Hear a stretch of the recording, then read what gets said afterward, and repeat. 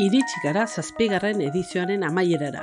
Edizio berezia aurtengo ere, pandemiaren itzalean, eskiditzaren alde aritzeko talde erra bildu baikara 7. edizioan. Zorionak egindako ibilbideagatik. Ikastaro amaieran eginiko balorazioen isla txiki bat. Asko aportatu dit maila pertsonalean zein lan eremuan. Baliabide eta iturri interesgarriak. Asko baloratzen dut bizi izan dudan prozesu pertsonala.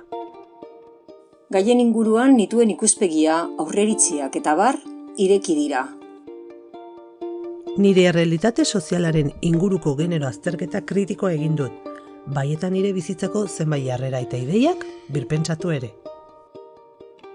Ikastarokidekin iritziak partekatzeko eta gaiarekiko interesa daukaten eragile zein pertsona ezberdinekin harremanetan jartzeko aukera izan dugu. Astez aste ikasi dudan guztia praktikan jartzen saiatu naiz. Ikastaroak modu positiboan hausnarketa sakona egitera eraman nau. Konturatu naiz nire begirada aldatu egin dela eta zorionez ezin ditudala betaurreko moreak kendu. Hasieran interesa nuen gaiaren inguruan, baina ez nuen uste hainbeste ekarpen oparo jasoko nituenik. Besteei galderak egiten dizkien jarduerak asko gustatu zaizkit.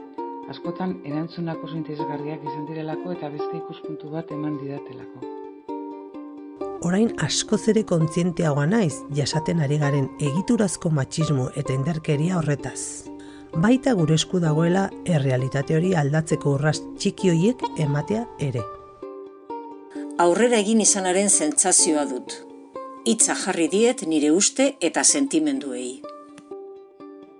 Oso lagungarriak izan zaizkit blogaren erabilpen praktikoa, foroetan egindako hausnarketak eta elkarren arteko iritzi trukatzeak.